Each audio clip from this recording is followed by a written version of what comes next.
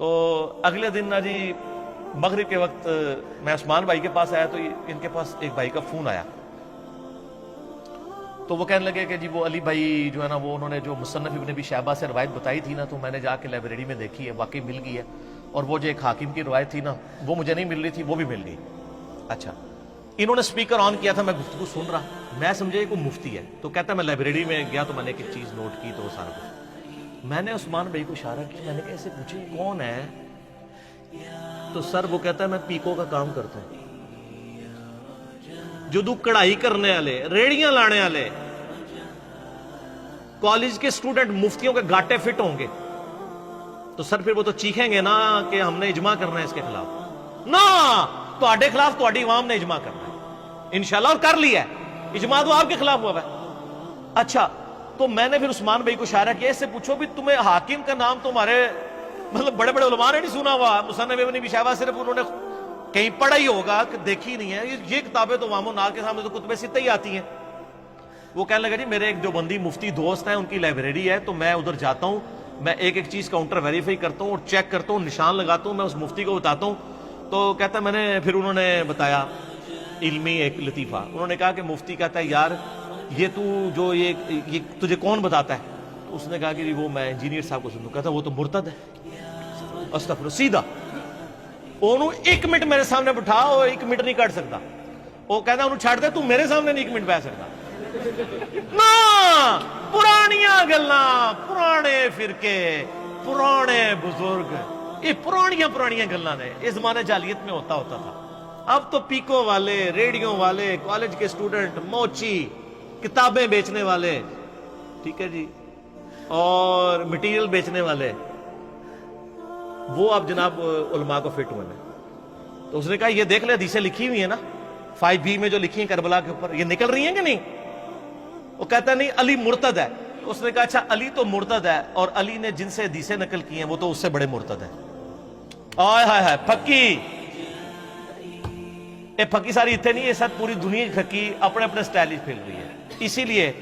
ہم نے کوئی فرقہ نہیں بنایا، کوئی جماعت لانچ نہیں کی۔ مجھے بڑے لوگ ابھی مشورے دیتے ہیں کہ جی وہ ایک پلیٹ فارم سے آواز پوری دنیا میں بلند ہونی چاہیے، ایک ٹویٹر اکاؤنٹ ہو۔ میں نے کہا نہ، ہر گلی میں انجینئر الگ ہونا چاہیے، ہر ملک کا انجینئر الگ ہونا چاہیے، ہر گاؤں کا انجینئر الگ ہو،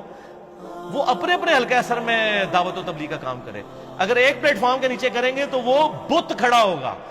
ایک شخص ایسا ہے جس کے اوپر ہم اکٹھے ہو سکتے ہیں، وہ صرف نبی علیہ السلام کی ذات ہے، ما ضل صاحبکم وما غوا۔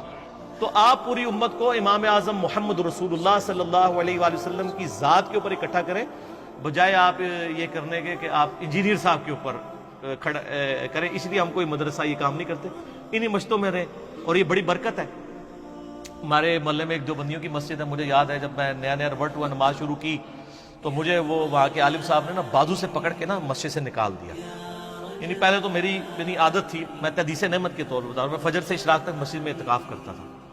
اب تو کرتے یعنی معاملات بڑے سکڑ گئے ہیں، کیونکہ اس سے زیادہ امپورٹنٹ کام شروع ہو گیا تو مشکل ہو گیا میرے لیے۔ تو پھر میں نماز پڑھ کے نکل آتا تھا، تو بلکہ وہ میں تو آمین زیادہ اونچی بھی نہیں کہتا ہوں، میں درمیانی آمین جو سنت ہے وہ پھر بھی ان کو چپتی تھی، تو ادھر جا کے پڑھا کر یہ وہ، میں چپ کر کے سنتا رہتا تھا، میں نے مسجد نہیں چھوڑی، ٹھیک ہے۔ اس کی برکت میں آپ کو بتاؤں کیا ظاہر ہوئی ہے، یہ تو چاہتے ہیں آپ مسجدیں چھوڑ دیں۔ آج 15-20 بندے رفع الیدین کرتے ہیں، آمین کہتے ہیں، مسجد گونجتی ہے، مفتی صاحب کو کوئی وٹ نہیں چڑھتا۔ لیکن اگر میں اس وقت ایک چلا جاتا تو وہاں یہ دعوت، اس لیے میں کہتا ہوں جہاں ہیں وہاں لگے رہیں، یہ آپ کے بھائی ہیں، آپ ان تک بات پہنچائیں، پھر آپ کو اللہ تعالیٰ خود بخود ساتھی دے گا۔ پھر انہوں نے منت کی یار آپ لوگ ہمیں غلط بھی سمجھتے ہو، ہمارے پیچھے نمازیں کیوں پڑھتے ہو؟ تو ہمارے ایک بھائی جو لکڑی کا کام کرتے ہیں، وہ مفتی نہیں ہے، ان کا مفتی صاحب بات یہ ہے کہ المصنف ابن ابی شیبہ میں موجود ہے۔ آئے ہائے ہائے سر، لکڑ والے نے کہنا سی المصنف ابن ابی شیبہ میں موجود ہے، تو آڑے مولویوں نے بخاری مسلم نہیں پوری پڑھی کہ جی عبداللہ بن عمر کہتے ہیں جب تک خوارج کی مسجدوں سے حی علی الصلاح حی علی الفلاح کی آوازیں آئیں گی، ہم ان کی اذانوں کا جواب بھی دیں گے، ان کے پیچھے نماز بھی پڑھیں گے۔ جب تک ہمیں السلام علیکم کہیں گے ہم وعلیکم السلام بھی کہیں گے، لیکن جب یہ ہمیں کہیں گے نا کہ اپنے بھائیوں کو قتل کرو تو پھر ہم ان کا بات نہیں مانیں گے۔ تو انہوں نے کہا عبداللہ بن عمر تو کہہ رہے ہیں کہ حی علی الصلاح حی علی الفلاح جہاں سے آواز آئے نماز پڑھو، تو اگر آپ چاہتے ہیں کہ ہم آپ کی اس دیوبندیوں کی مسجد میں نماز نہ پڑھیں، چونکہ وہ خود بھی پوری زندگی دیوبندی رہے، ان کے والد صاحب بھی، تو وہ ریولٹ ہوئے تھے، تو آپ حی علی الصلاح حی علی الفلاح اذان میں سے ختم کروا دیں تو ہم نہیں آئیں گے۔ وہ کہتے یار کنہاں نال مت پے گی ساڈی۔ سر دنیا میں آپ نے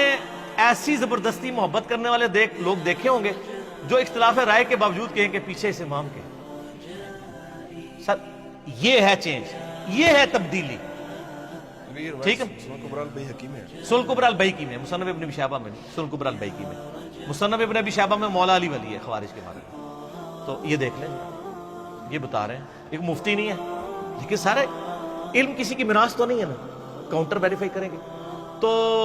پھر لوگ، پھر حضرت عمر بھی پیدا ہو جاتے ہیں، میں بتاؤں ہر جگہ۔ ایک دن میں فجر کے وقت آیا نا تو فجر کی نماز شروع ہونے لگی نا، تو ایک وہاں کے ملک صاحب بڑے تھے،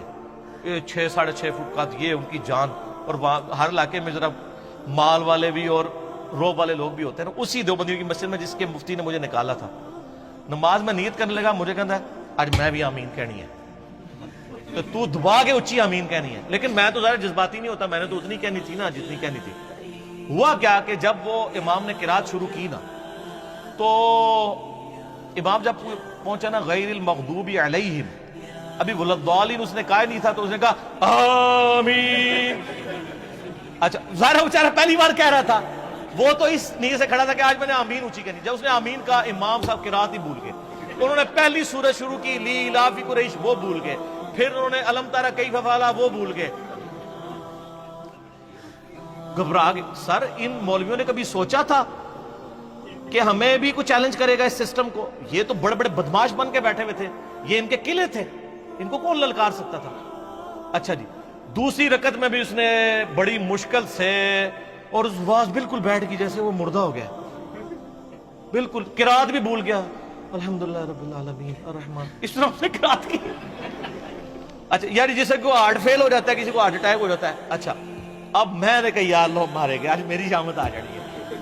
سلام پھیر کے نا جب فارغ ہوئے نا تو میں نے کہا یہ اس مفتی نے تو آج بہت بڑی تقریر کرنی ہے۔ جیسے ہی اس نے سلام پھیرا نا،